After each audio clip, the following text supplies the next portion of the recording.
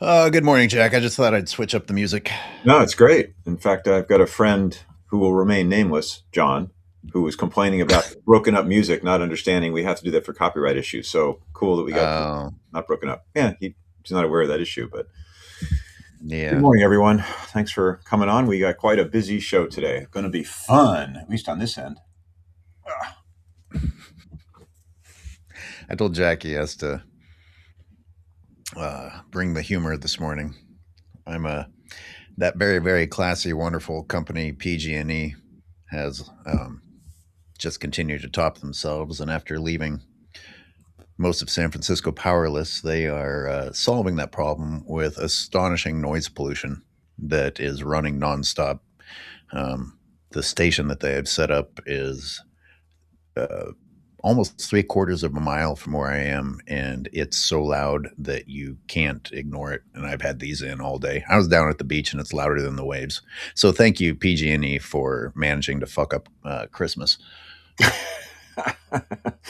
So, folks, I told Skylar, you can have a nervous breakdown if that's what you need to do, buddy. Just make sure it's on air because you want to get those clicks and likes. It's all good for the show. Yeah, yeah, and that's why "When the Levee Breaks" is the song of the day. Not to mention, it's just excellent. Oh, and look at that! Hello. Hello. Zeppelin, baby, the boomers rule. If only I could go back in time and already be dead before Trump put the nail in the coffin of the planet. I was around for the election of Richard Nixon. Oh, Remember all that. I'm old enough to remember that. And, what a crook, and can't everybody see it? Little did I know. Oh, that's just a warm up. So, anyway, shall we dive in, buddy? You ready to go head first into a giant bucket of cow manure? now did you have a couple of um, like small current event things, or you want to jump right into your TNC stuff? Um, it's such a deep topic, and I don't want to give it such short shrift as I often do that I wanted to start. Ray Cooper, a regular to the show, who's probably listening now, even though he's at a market, makes the comment that we're kind of doing the same material again and again, but from different angles. It wasn't a criticism. And I'm like, you're absolutely right. And that's because we on this show here are trying to battle a giant marketing and advertising campaign in society that's showing you ads for burgers and milk and grass fed and regenerative. And for me, anyway, probably even more than you, Skylar, I just keep coming back to it. Proudly vegan, and there's a reason for it. And I want to keep explaining to people why again and again and again to battle the tide of propaganda. Yeah, So, it's. I think we've even discussed this already on the show. It's so much of it is tied together. It's hard not to bring it all back. In fact, it's easy for me to bring things back to point raise, which I'm going to. I'm going to warm us up with a little point raise thing, and I want to say good morning to Lynn Klein, and good morning anyone else viewing. Feel free to get interactive in the uh, comments section. And I want to share a little something. good morning, Lynn Klein. Thanks for being here. The lovely Lynn. All right, here is today's. Now to some disturbing new images tonight out of the North Bay. It appears to show two people throwing rocks at an elephant seal at Point Reyes National Seashore. Authorities say this happened earlier this month. They were first alerted about it by a person in Japan who was watching the live stream from the Point Reyes Chimney Rock area. You can see there two people in this video hurling multiple rocks towards that. All right, you get the picture. I'll stop it before copyright sets in. You Uh, know, Skylar, I read that headline and it just I like, you know what? I just didn't want to go there. So leave it to you to bring it up. If I found it and brought it to you, I would I'm going to just upset Skylar. So go ahead, say what you want to say, buddy, and I've got a couple words too. well, hey, good job, Park Service, by being alerted from people in Japan. It just, I'm spending a lot of time in the Presidio, also a park, and we've been out in Point Reyes, and we see people speeding through Point Reyes.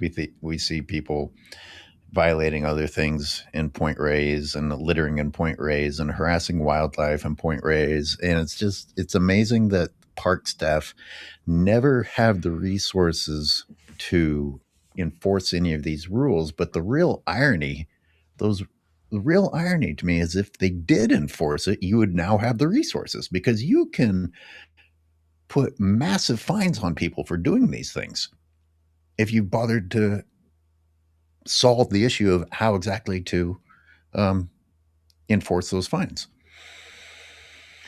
And we know that when they want to, they can get involved because they get involved. They used to get involved for the ranchers.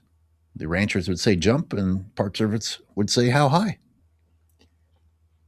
I don't know where to enter this conversation, buddy. I keep thinking, how about taking them, defunding ICE and use that money to build up our national parks while you're at it, as far as federal funds. But, now we're just pie in the sky dreaming. I see that footage and I, get the usual, like, beautiful animals, horrible humans. They don't know, but I want to kill them, but that's not right. That's overreacting. And then I think my little good cop optimism. Unless you're in the Trump administration or on Fox News and you can suggest killing people and it's fine. Hey, would you please leave the American neo-Nazi party out of this right now? Okay, we're just talking environmental issues. So nothing to do with the administration that wants to defund all national parks so more people can throw rocks at animals and not be policed as they should be. But my observation was, think of the number of the millions of people. I think it's 1.7 to 2 million people that go into, as you were mentioning, Point Reyes National Seashore, our local national park in the Bay Area, without harassing the animals. The vast majority of people don't do this thing. It's like as a dog walker in Central Park decades ago, I used to, get pissed off and step in it all the time. Somebody didn't clean up after the dog. And I think, my God, probably, 500 dogs came through this area in the last 24 hours. And most people don't leave their poop or their dog's poop. Otherwise, it would be unwalkable. Mm-hmm. But it's really easy and not inappropriate to point out this kind of violation. It's deeply disturbing, of course. Corinne correctly says, those effers. Yeah, thank you, Corinne. Hello, Corinne and Ray, now in the chat. There's another reason that this stood out to me. And the person was throwing the rocks to get the elephant seal to wake up and do something photographable. Yep. And, we humans always can justify anything that we do because we're so important. But it also made me think about the people that like the grazed fields because the wildlife have nowhere to hide. They're like, oh, it's a great photography opportunity. Or the debate that you've probably heard as a photographer, the debate that wildlife photographers have, the moral dilemma of baiting an animal, or, putting food out for an animal or disturbing an animal or doing anything to cause the animal to reveal itself or action. In order to make a photograph which helps the animals in the long run, you're saying? Is that the argument? No, I'm serious. That would be one of the arguments, right? I need to get a shot because that'll run the magazine and it helps conservation efforts or some such. Jesus. Yeah, just like hunting saves animals. Feel better now, Skyward? Feel better? No. Okay, well, I'm going to not help you in that regard. Anybody have anything to say about this? The false construct of nature that allows photographers to photograph a bobcat like we saw last week.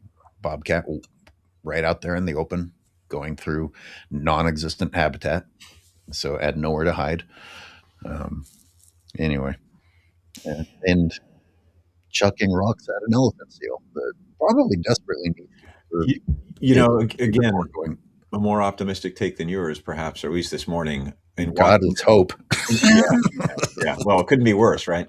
In watching that video, I heard the story and I didn't know that, it's a woman, apparently with a partner with a long telephoto lens, throwing rocks to get the animal to look up. I thought it was just like pelting the animal to just, pelt it. I thought it was even more abusive than what you showed me, which is, of course, upsetting.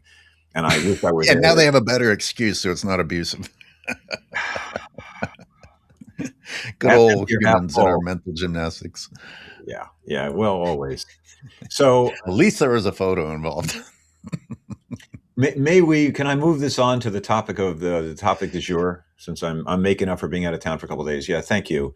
So this is an article that ran in the Washington Post on March 17th of this year. So it's a current article, and it says your grass-fed burger isn't better for the planet, new study finds. Subhead, grass-fed beef, in case some people aren't watching with us, grass-fed beef has no climate benefit. I'm going to read that again because I wish people would really get it down deep into their bones, which they don't seem to do, including even in our environmental circles. Grass-fed beef has no climate benefit, even when taking into account that healthy pasture land can trap carbon, according to a new study. And the new study is published in the Proceedings of the National Academy of Sciences, which combats the idea that, ranchers and some conservationists, too, as we know, have argued that grass-fed beef is better for the planet than conventional cattle, meaning feedlot cattle like the Point Reyes seashore that we're always talking about, cattle. That's grass-fed, free-range, organic, right? The best of the best, where Neiman Ranch is going to be staying even after this deal to kick him out, is better than feedlot beef. Well, it's actually the opposite of the truth, which is very deeply disturbing. And this is an issue I'm going to come back to today repeatedly in this show and in other shows. So, Jack, yeah, go ahead. there's a big problem. Please. Why do you think that the Academy of Sciences is worth listening to? I only read articles from the Cattlemen's Association. That's the only thing trustworthy when it comes to grass-fed beef, is if it's come from the Cattlemen's Association. Funny that you mentioned that, Skylar. Would you like to see an article from the Cattlemen's Association? I don't want to do that to you yet because you'll get too angry and the whole crash before we even get into it. I found, I got a bunch of stuff here, more than I can show. So I'm trying to just drill down into a few things because it's kind of jaw-dropping, and I do believe. I feel like I screwed that up. Who published this? It's not the Academy of Science. It's published in the Proceedings of the National Academy of Sciences, but that's not who ran the study. Let's see. The study is. I was going to go through this in order here, but now you got me jumping around. Sorry, just come back to it. We'll put it in the description. Okay.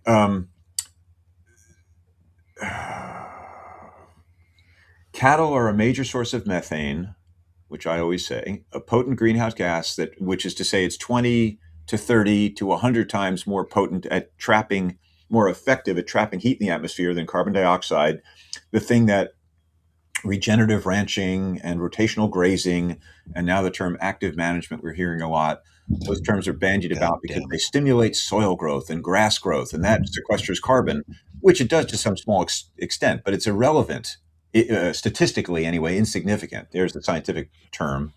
When you take into account methane is still coming out of these cows, and in greater amounts when they're eating grass, more roughage in the diet, longer to market, more roughage, more methane over a longer period of time. That's why it's not a climate solution, it's a climate problem. The average cow produces about 220 pounds of methane per year, which is about half the emissions from an average car.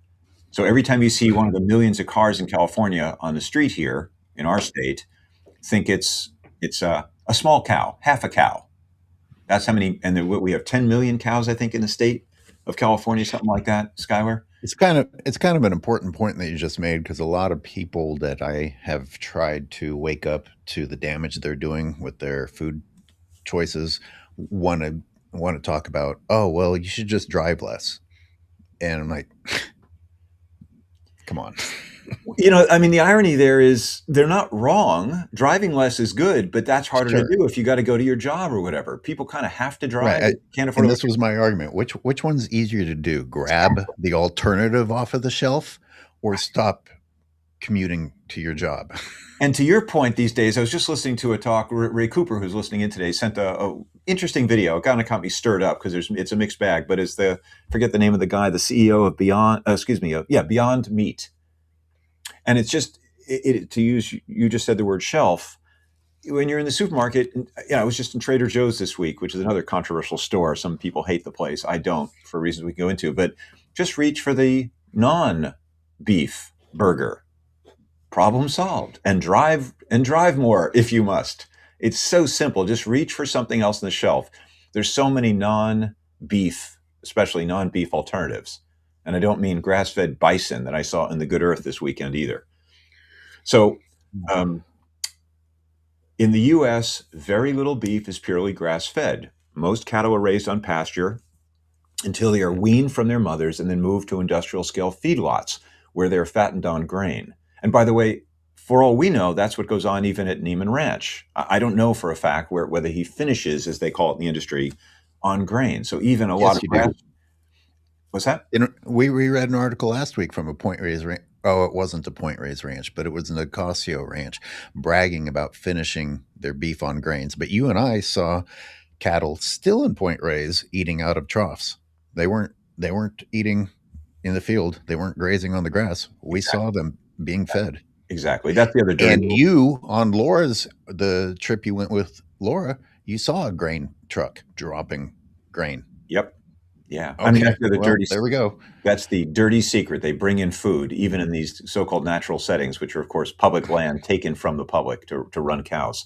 And then the key point I've highlighted here for people who do have visual today, past studies have found that feedlot systems tend to have lower greenhouse gas emissions because grain-fed cattle gain weight faster than grass-fed cattle. They're also slaughtered at a younger age.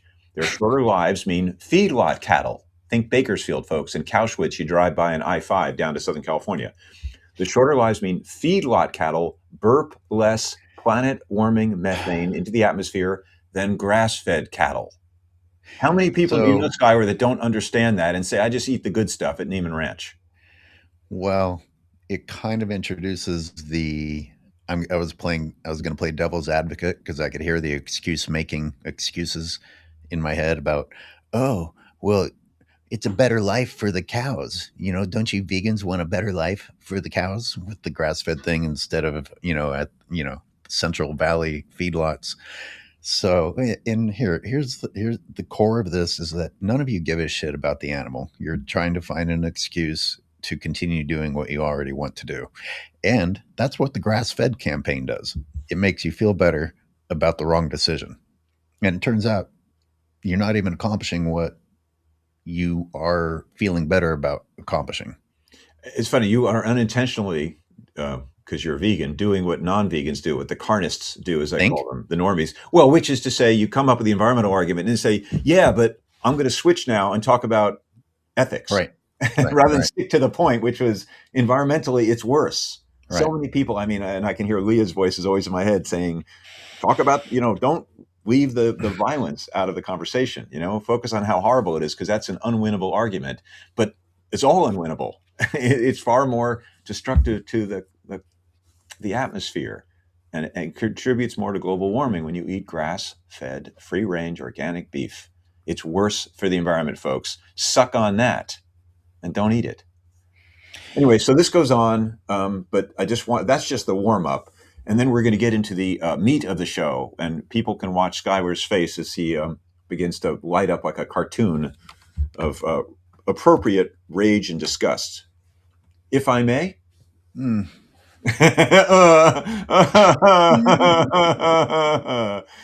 So this is from the Nature Conservancy, right there Yeah. in the name. It's conserving nature. With cattle. With cattle. Conserving nature Without using nature. without using nature. Targeted cattle grazing for conservation at Point Reyes National Seashore, December 2nd of this year. So this is not a month old, hot off the presses, folks. We bring you the latest news here on Skyjack. And this is a request for proposal, what I call a cattle call. The Nature Conservancy, and these are the folks, for people who don't know this issue intimately, like many of our listeners do know it intimately, they came up with $30 to $40 million to buy out the leases of ranchers who have been basically kind of squatting on the land, in my opinion. They're paying a little bit of money, but pennies in the dollar. They're leaving because the TNC, the Nature Conservancy, put up the money to get them out. And what is the Nature Conservancy now proposing to do, as Skylar and I talk ad nauseum? Bring in more cows to manage the land ravaged by cows.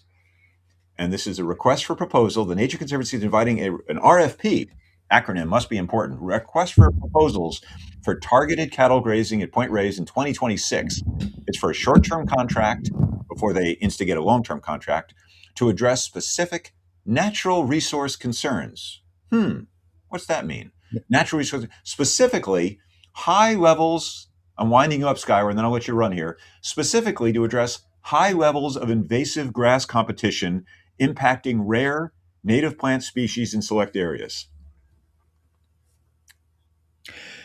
Yeah, you talked about this one last week. But we didn't get into it, and we're going to get Where into it. Okay, is this the one that includes claiming that the cattle are going to increase biodiversity? I want to get to that. Yeah. So there's a study that's referenced, and I found the study, and that is fascinating. It goes beyond even this issue. I learned about this from a few books when I was learning about teaching myself about invasion biology. And they say that, invasive plant species are costing, and I have environmentalists who say this, oh, it's costing billions of dollars, Jack. It's a huge cost to the economy. And I'm like, well, where are these numbers coming from? Hmm. Like, where do any of this science? And this is the topic of the show also, one of the ancillary topics, which is the propaganda of, well, is it science? Is it pseudoscience? Is it non-science? Or is it just nonsense? And there's no one, appellation that works for all these applications. It depends on what you're talking about. But here specifically, you can really get into it and see that it's a tissue of lies. Jesus Christ, dude! I just read the first sentences of this article. Hold on, I want to acknowledge some people in the comments before Please. Yeah. I go completely insane. Yes. Let's do that. Hello, Phoenix. NC says, to be fair to Bakersfield, I can't even finish the sentence. They make their methane with oil wells. Coalinga, a nearby town, does it with Cowschwitz. Thank you, NC. Yeah. Isn't Bakersfield well known for their dog agriculture also? I don't know. Yeah. You got me on that. And then Corinne adds, cows are victims of industrial agriculture, no matter what method is used to raise them. And that's true. But Corinne, as you know, as an activist, in the trenches here on this stuff, when the layman hears industrial agriculture, well, no, I agree. That's terrible. I get the good small family farm. And that's where the propaganda has influenced their thinking. And they don't know any better to say that. But there is no escape from industrial agriculture, not if you want to feed 340 million Americans. You cannot, as we're going to discuss in the show and touch on it a few times, feed America with free-range beef for a variety of reasons. It's too dirty. It just takes up too much land, a greater climate impact than the Bakersfield industrial feedlot beef. There's just no way around it, folks. To her point. And then, of course, cows are victims, and that's just, you're always going to kill a young animal to bring it to market when it's still a child. There's still the early violent death, not to mention the torture along the way. It's just rosy everywhere you look, every aspect of it. I'll dare anyone who's ever behind a livestock truck on a freeway to follow it until it pulls over and go and look through the peepholes. I don't know if I'll ever do it again because it really fucked me up. Yeah, well, that's because you're connected to animals, my friend. So when you see them suffering, which they are obviously on those trucks, it's horrific. Oh, Corinne was making a different point, apparently. Cows are victims of industrial agriculture, no matter what method is used to raise them. Corinne, please tell me what your point was, and we'll read it, Corinne. I don't mean to misrepresent. I have a few more. I had some more slides comparing the fields of Point Reyes from 2018 all the way up to 2025 that I can show later on in the show if it helps drive the point home of how many lies this Nature Conservancy article is telling. Just to throw that out there, we have that waiting at the end. Okay. And let's take a look at this. Well, so more of this now. It just goes deeper and deeper into this non-science. Grasslands are one of the least protected biomes on Earth. Okay, let's take that at their word. Grasslands are threatened by land conversion, degradation, and climate change. Okay. Okay, stop. I got 2 sentences in. Go ahead. But I mean, the next sentence is the one. Can I just do that one more? Because that's where it's leading. Sure. Most grasslands and rangelands evolved in the presence of, and therefore depend on, occasional disturbance from grazing and fire. In the absence of large-scale and regular burning and or grazing by herds of wildlife, these ecosystems often convert to lower diversity shrublands or forest. There's so much misinformation in there. It's reeking. You could do a show just on that fucking sentence. I could.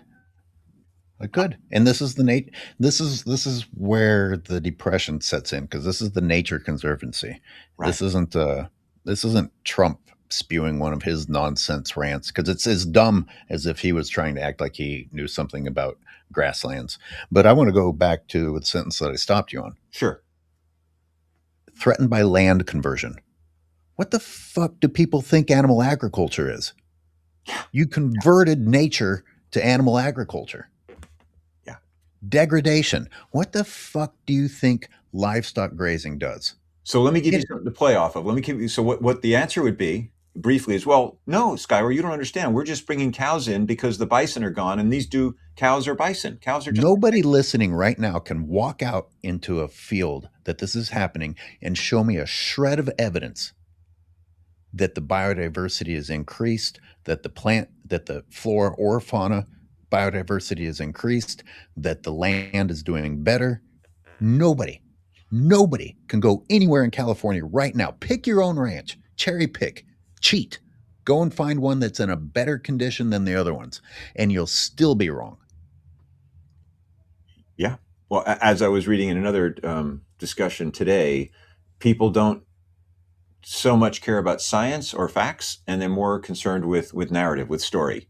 So if I say, hey, we're restoring the cows to the land like bison used to roam, you get this beautiful picture of the Dakotas with uh, thousands or tens of thousands of bison. We're doing that. Like, oh, what a great picture! What a great story. Doesn't matter that it's not true. That today's domesticated bovines are far from wild, and of course they're an extractive industry where you raise them on the land, as you see in this wonderful picture, which is a straight photograph, but then you take them off the land. You don't let their bodies decay and go back into the soil because they're a cash crop. So it's the opposite of bison. It's even the opposite of what Native Americans did hunting bison, because even those bison would end up back on the land after they were eaten by a few Native Americans, rather than millions of Jack, I've got Americans to, pulling them off the I've land. got to, I've got to add that last week you and I took amazing images of nature already trying to do what this image is showing on Kehoe. Elk are already out there ready to do the job of quote unquote managing. But if it's not a human construct, then it's not allowed. We have to be in control. Yes. Yeah. Absolutely agreed. Perfect point. Always control, always man aging, as I like to How, call it. how are the Nature Conservancy doesn't want to use native animals, doesn't want to use anything that isn't livestock in their process? Remove nature from your title. Yeah. Why is it such a stretch? Especially when loss of habitat is the number one driver in species extinction, and that comes from agriculture conversion. You don't want to give some of this land that needs to be managed to wildlife that need a place to live and will do the job for you at the same time? Huh. And again, just what we just read. I mean, this is why we take forever to go through these articles, because it just everything needs to be challenged because there's so much nonsense in here. In the absence of large-scale and regular burning and/or grazing by herds of wildlife, and they're going to say cows are wildlife, right? Which they're not. These ecosystems often convert to lower diversity shrublands or forests. So they're even. I mean, you tell me your opinion on that. Is it true that if you get a grass like we're seeing in the picture here with these lovely little cows on it, and you just get the cows off and let it convert naturally, which is to say grow or succeed, is it, into shrublands or a forest, that's lower diversity? Is that even true? I have no So, idea. I just don't. so I let's play don't. devil's advocate. Please. Animals move. Animals don't use the exact same habitat all year round. So there might be times a year that they would move from brush into grassland, or from forest into grassland, from highlands into lowlands, from dry lands into wetlands. They actually have to change in order to survive, unlike us who will just sit in the living room and have food delivered to us. you know, I mean, we're so disconnected from being alive that we can't even relate to things that are in fact engaging in life. Yeah. But let's now narrow it down to the importance of the grassland, because indeed some animals do need the grassland, or did, because there's what, 2% down to 1% left. Mhm. It's just astonishing to me that they're ignoring the fact that there's only 1% because of animal agriculture. People want to point it at Right. people want to point at development like buildings, and that's bad. But it doesn't hold a candle to agriculture. The It damage doesn't done hold a by, candle yeah. to the amount of conversion because of agriculture. But these grasslands aren't going to be native grasslands. If you want to talk about diversity, you're going to be talking about diversity of a bunch of shit from Europe. You're not going to restore native animals that evolved to live with native plants by having a field full of milk thistle and poison hemlock and ripgut brome and wall barley, which is what's out there. These, which are plants that are brought in with the cattle. Brought in with the cattle, European plants. served by the cattle, and promoted by the cattle. Right. Like they kind of twist that in one of the sentences that you read, Yep. that it's ungulates used to stimulate this land by grazing and walking through it. Which Yes, is but true. not the way cattle do. Right, Yeah, but just not the way the cattle fact, do. Exactly. the fact that they have hooves doesn't make them the same. So then it goes on here. In addition to providing critical disturbance, the stuff you were just discussing, cattle grazing is a tool for managing invasive plant species that outcompete That's native just grasses and amazing. forests. And then here's These the main thrust now, which causes declines in sensitive species populations and possibly creating other hazards such as wildfires. So in other words, we can't let shrubs grow and we can't let forests grow, which, by the way, Corinne in the comments says correctly, they're demonizing chaparral and forest. Indeed, they are. We need to keep these grasslands, and cattle make grasslands, as if cattle make the original grasslands that they actually trample, in fact. They do the opposite of help grasslands. But this is the frickin' TNC, and I agree with your disgust. This is the cattle conservancy, as you said, as I've said, not the nature conservancy. They want to conserve cattle, and they'll come up with these elaborate, crazy, pseudoscientific runarounds to justify cattle will keep this grassland you see in this picture, which is basically a European lawn stuck into what used to be a forest, which you see remnants of in the background of this shot. Those rolling green hills of Marin, which everybody loves when they come visit here, like I did from New York, not realizing that that's Ireland. Well, Ireland is deforested too if you go far enough back, but this is not the healthy landscape that it used to be. It's been destroyed by the cattle industry. And Schuyler has to live through this. I'm sorry, my friend. This is what we got to do. All right, they need to suffer consequences. They need jail time. Listen to me. Cattle grazing is a tool for managing invasive plant species. No, it's the reason that invasive plant species are in control. Correct. This is why we're doing Livestock never bring back native plant species. Correct. They bring in more of the same. And then the next sentence here, just to continue their lie. Wait, no. Okay, go ahead. That outcompete the native grasses. Okay, nothing outcompetes invasive annuals. You know why? Because they have a year to live and they grow like a mother. Yeah. And I pointed out to you, I pointed out in the video last week, I was like, hey, look, I found a plantain out in this field. It's about to be smothered. Jack, if we went back out there next week, you would not be able to see it. You would not be able to find it because of all the invasive plants that are growing at an incredibly rapid rate. It is the invasive plants that prevent the return of the natives. And the TNC is telling you the exact opposite of it. And let me beat anyone to it who's coming up with this bullshit excuse of, no, there's a study that's been done that shows that cattle reduce it. You're talking about going out and measuring something shortly after cattle have eaten so that the weeds are a little bit shorter and you spotted a native trying to come back. Anyone think that that's a little unfair to do your study right then and not come back for a long-term study? Because I'm here for you, Schuyler, I have one such study queued up, which we might or might not have time to get to. But I actually have a scientific study, which is, I don't usually, I live by the Mark Twain quote, which is, I don't need to drink a bucket of swill. No, it's a bucket of swill. But there are people, I mean, it needs to get done. Laura Cunningham did it for a Tamaulipas Bay State Park Forest project or deforestation project, where she read into this document and pointing out, as we're doing here, all the inconsistencies, half-truths, and total lies. It needs to be done. And it needs to be done publicly, and it needs to be done repeatedly. And the next sentence here, another lie: through targeted grazing, the cattle can reduce fuels and fire risk, reduce invasive species, increase biodiversity, and even promote world peace. I'm sorry, and can even help with preparing sites for restoration. All incorrect, all abjectly false. Other than, I Not, guess not you could say it stops fire, just like paving and putting down a parking lot stops bushfires. That's true. This is what we have to deal with, folks, and why Skylar is going to blow his cork here. well, they should,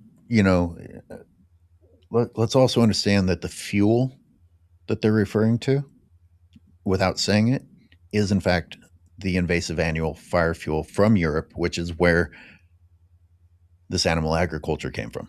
Right. And just to repeat that, because it's just absolutely essential. That's my job. It's just to repeat smart things you say. The fire problem in the first place from these plants is caused by the cattle industry.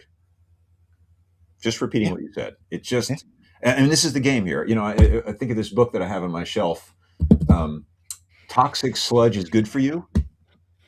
And it's about, the propaganda of the industries here, which is what this is. Like the oil industries, clawing to stay in power. And we got clean coal now and all the rest of it. And this is the cattle industry's, desperate attempt to hang on to its market share. Even with its subsidies, it's a dying industry. And, if you and I and all the other activists and environmentalists backed off and did nothing, it would die in 20 or 30 years anyway, because we're going to run out of air and land and water and a climate that's going to sustain this kind of incredibly inefficient way to produce food.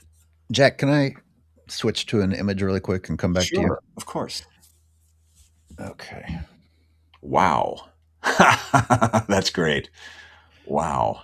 So that's Point Reyes in 2021, and I'm at a fence line, and that's invasive annuals and silage field plants that are still standing tall next to the fence, and to the left is where the ranchers themselves just finished mowing it. And does that look like fire fuel to anyone?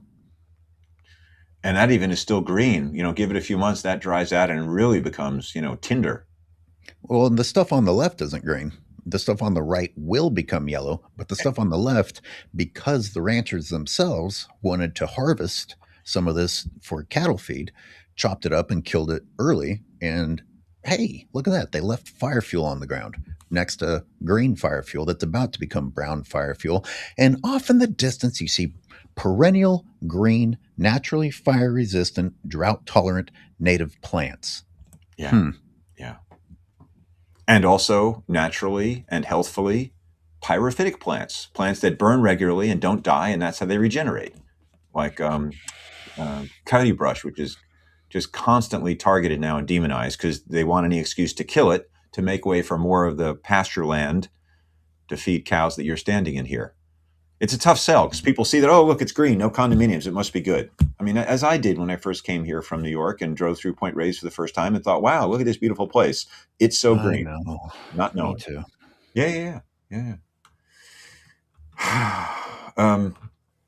Anyway, and then just to, because you're not angry enough, well, this news here, which is a cattle call, hey, folks, put in bids. We're going to bring cattle back into Point Reyes, even though we just paid to get them out, was covered in your favorite publication and mine, The Point Reyes Light.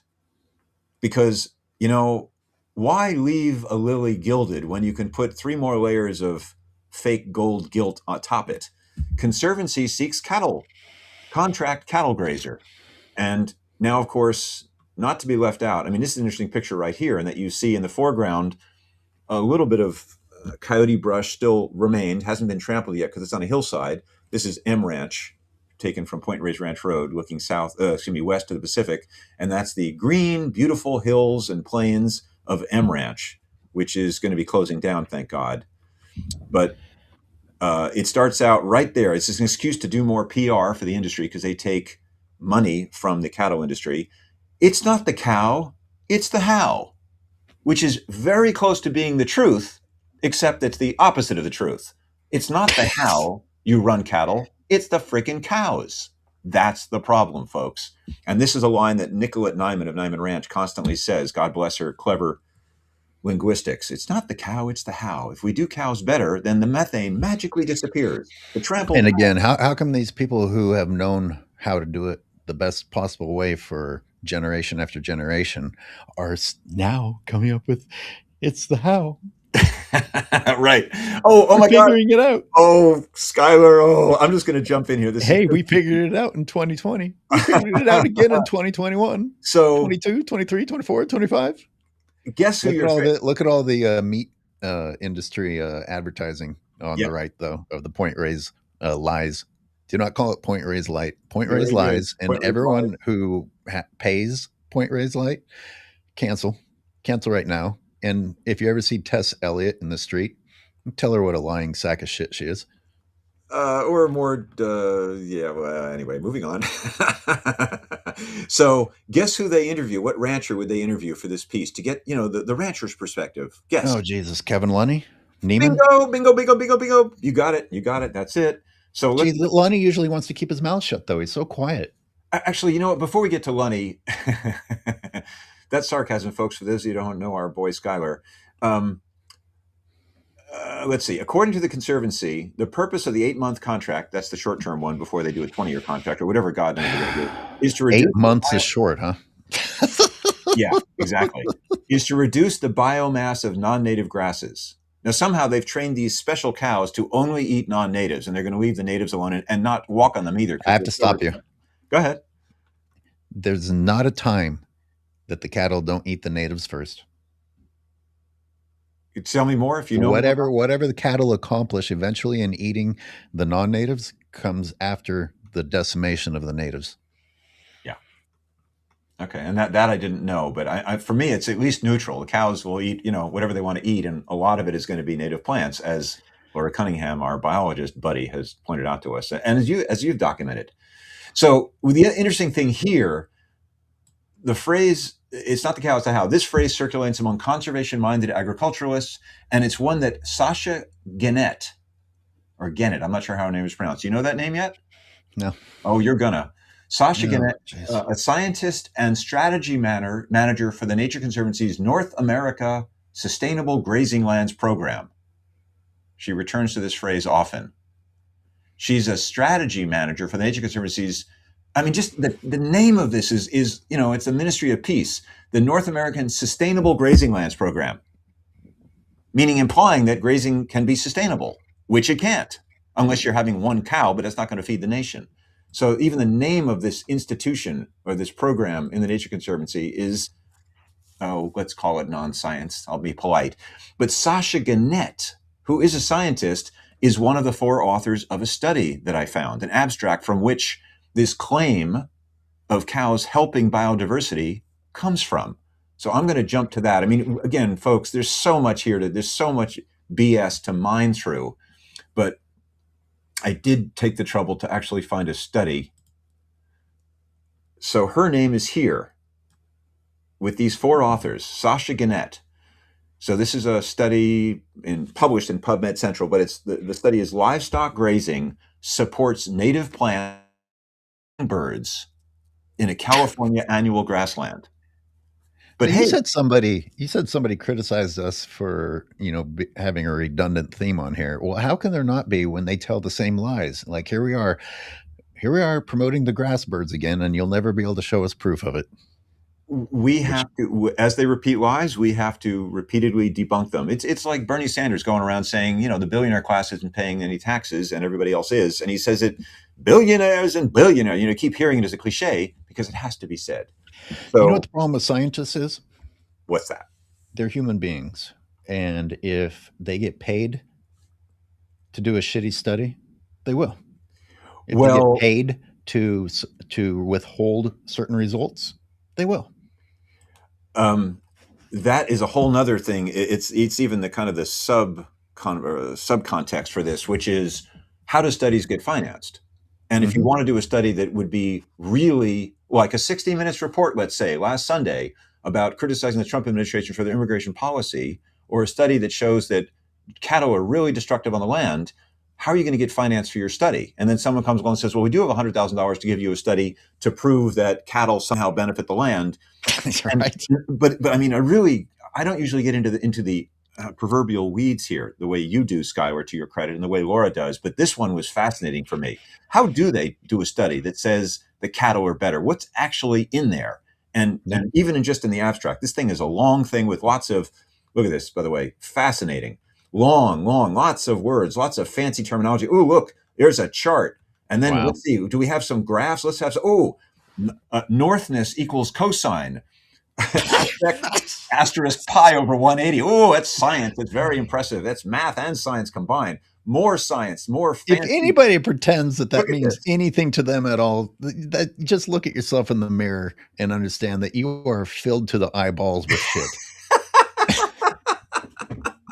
I like you don't. That does not mean anything to anyone. We're going to get into the abstract here, which is the summary of this thing. But it's figure 1, occurrence of 3 grassland bird species during the study period from 2004 to 2011 in 36 plots in 4 sites in Mediterranean grasslands in California. And the 3 birds, passerines, are grasshopper sparrow, horned lark, and western meadowlark. And very important data there. Clearly, you can see what that points to. So anyway, this goes on ad infinitum, grazing and vegetation, on and on and on. I forget how many pages this thing is, but just let me show you their claim, which in itself is riddled with the same kind of nonsense. Over 8 years, we measured the effect of plant community composition, vegetation structure, and livestock grazing on the occurrence of 3 specific grassland bird species, the western meadowlark, the horned lark, and the grasshopper sparrow. What's the control in this study? What are they comparing it to? A warehouse? Great question. What's their starting point, right? Is it a closed up warehouse? What's we interesting found more biodiversity outside of the warehouse. It's all in here, but it's just, this is long to get into. So I just want to start with the stuff I covered. In California's Mediterranean type climatic region, coastal and inland grassland vegetation is dominated, as we're saying, by exotic annual grasses. Exotic annual grasses. Exotic. What does that word mean? Elsewhere, from somewhere else. Exactly. It's different than here. Exotic is the neutral term for when you don't want to say invasive, which they usually do so they can target something for management and death. They call it exotic or imported. Exotic annual grasses with occasional patches of native bunchgrass and forbs. Well, that's accurate. As Laura Cunningham's pointed out to us, I keep bringing up her name. It's mostly European grass out there. Look, there's some native bunchgrass that hasn't yet been trampled. Livestock grazing, another true statement here in this thing, livestock grazing, primarily with beef cattle, is the most widely used management tool. So it's not for profit, it's a management tool, you see, right there. Compared with ungrazed plots, grazed plots had higher bare ground, native plant cover, and vertically heterogeneous vegetation. Huh, okay. Say that again. Yeah, exactly. Compared with ungrazed plots, grazed plots had higher bare ground, and they get into this to explain more fully. Higher bare ground, native plant cover, and vertically heterogeneous mixed vegetation. Grazed plots also had less plant litter. Plant litter? What does that mean? Less plant, meaning fewer plants, and shorter vegetation, meaning because it's eaten or trampled. Higher native plant cover, which is predominantly composed of bunch grasses in our study, was associated with livestock grazing and north-facing aspects. So that's a little trickier to interpret. You do need to read further into this document, as I did, to understand what that means. But it's basically saying where the livestock weren't trampling, hey, it's great. There's biodiversity. So Jack, let me just make the point, and then you go. They're making the point that, hey, livestock help keep the grassland there, cut down low, which is, and then if you don't have them in certain areas, not because we fence them, but because they can't get to it on steep slopes, it's actually greater biodiversity overall, because you have this biodiverse native and non-native plants mixed, because cattle are helping keep the pasture land as pasture land, rather than letting it succeed into what would be less biodiverse shrublands again. So within the same article, we've switched from targeting the problem plants to it's important to keep the problem plants. Correct. Because they promote biodiversity. it's a moving target. It's so, I mean, when you dig into this stuff, and I know this gets, So my question is, um, shit, where'd it go? it'll come up again, as my therapist used to say. Oh, compared with ungrazed plots, grazed plots had higher bare ground. What is higher bare ground? I mean, are they trying to say a higher amount, I don't know. or did they raise the elevation? I don't know. I don't know. It doesn't matter. Because if you have a higher amount of bare ground, how can you also have native plant cover? I thought it was bare. Well, that might be I would say that's actually horizontally heterogeneous vegetation, meaning mixed. Vertically heterogeneous, I don't know what that means, frankly. I mean, there's other places where they go into it more detail, which is easier to try to understand. But then, it's even better. This next sentence, using an information theoretic approach. As Corinne says, word salad. Yes, exactly. We found, get this now, that all three bird species had positive associations with native plant All three, abundance. huh? Wow.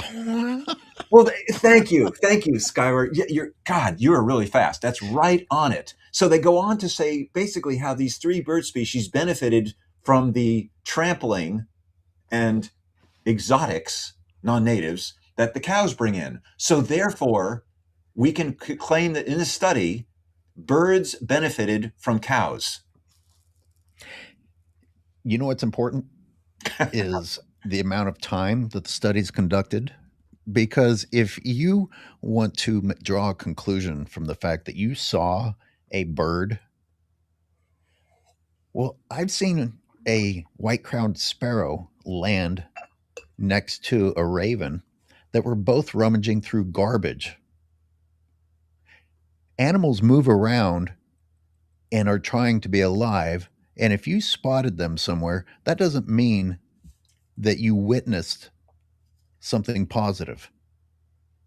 What are we going to like expand dumps because we've learned that seagulls like to rummage through trash? Oh, let's save the seagulls by expanding landfills. Or crows. Actually, carry the show. I got to chase off a leaf blower. Is that okay, Skylar? Yeah, Can you handle it I for can't. I can't hear it. Well, We've got yeah, but he's getting closer. Let me deal all with right. it. So I'll be right back. for everyone still listening, I was going to talk about Point Blue. Jack will be sad to miss this. Here's how quickly things have changed. Point Blue actually conducted a study, and it was commissioned, interestingly enough, by the Park Service. And they discovered that both species diversity and density were reduced on ranch lands. Here we are years later, and someone else is claiming the opposite. And Point Blue has kind of gone quiet, or they'll occasionally chime in with some support for animal agriculture. I mean, does that not tell you that money, or perhaps your lack of money, dictates? NC says you're going to break Skylar's anger levy. Yeah. Word salad. See, they depend on the word salads nowadays, don't they? As the human race is getting dumber, you're also easier to impress because you don't understand what you just read, but it's like, wow, this sounds kind of impressive. And the less you understand, the more things are going to sound impressive, right? Lou asks, TNC raised the money to pay the ranchers to leave and then chose cows to repair the damage done by cows.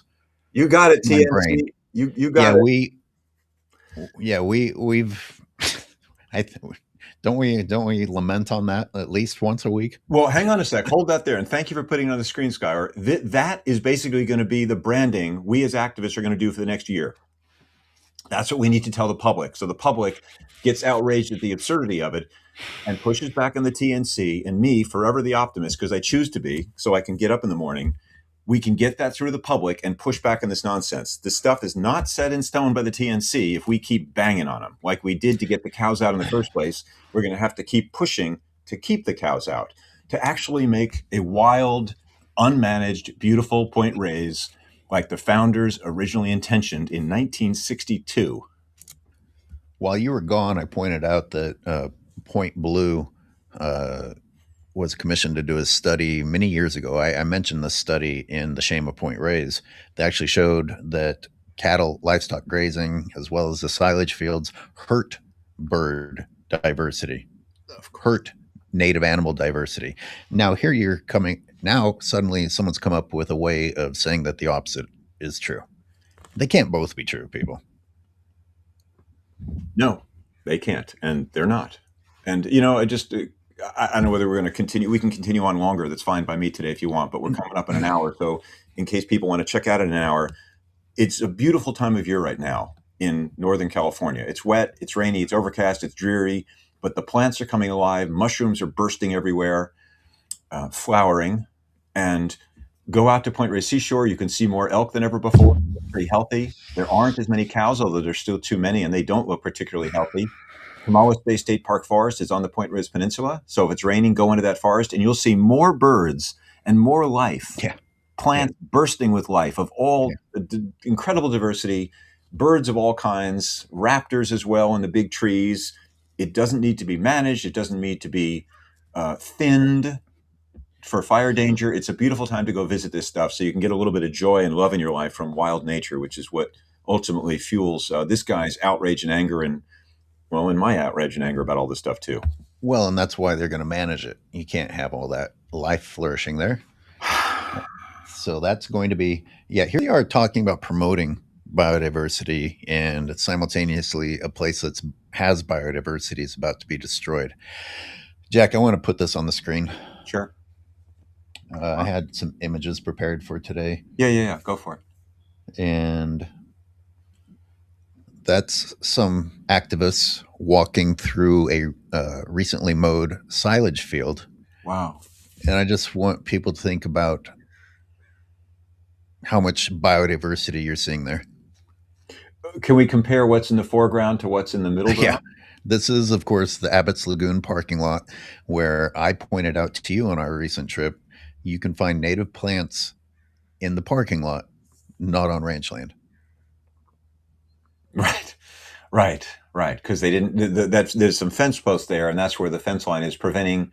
The cows are typically where the people are, and they can't get to where the vegetation is because of a fence there. Is that correct? Correct. So, um, you know, uh, wait. Let me fast forward to our last trip. Yours and mine 2 weekends ago in the park. Yes. Uh-huh. So this is that same field, and those dark bunches out there are lupin, native California lupin, coming back, trying to rewild. And the only thing that was required was for ranchers to stop ranching it, whether that means mowing it, harvesting it, or grazing it. Just get out. Yeah. Just get out. Nature will recover. So only give her a chance. So what do you want to do? What does our audience want to do? There's more more depths to be plumbed here. Or No, I'm done.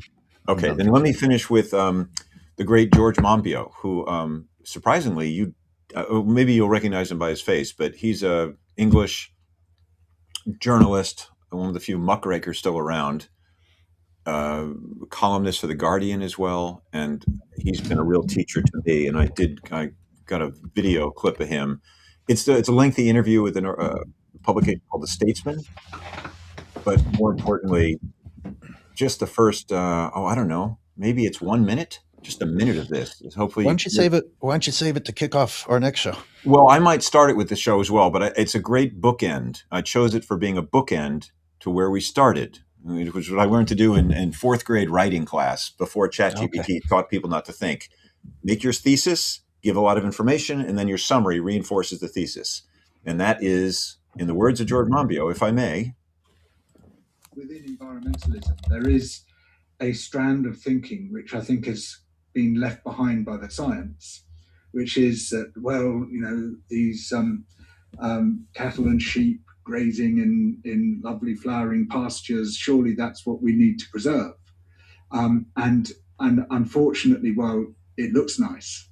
It simply doesn't stack up. As soon as you start looking at the numbers, the case for livestock falls apart, but particularly the case for the kind of livestock production that many environmentalists favor, which is organic pasture-fed meat production, particularly beef and lamb, which is arguably the worst possible of all agricultural products, worse even than non-organic pasture-fed beef and lamb, and much, much worse than the horrible production of chicken and pork in huge factories, which we all hate so much, and rightly.